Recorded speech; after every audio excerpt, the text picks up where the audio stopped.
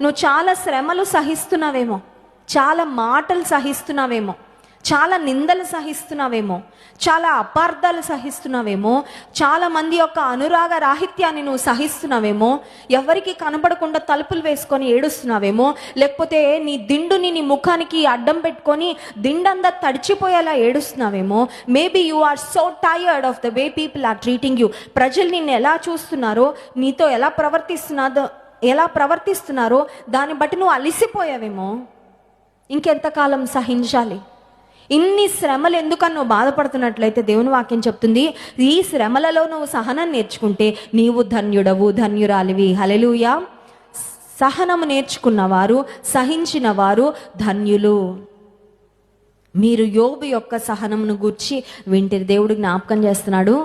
చాలా శ్రమలు పొందిన యేసయ్య మన మాదిరి.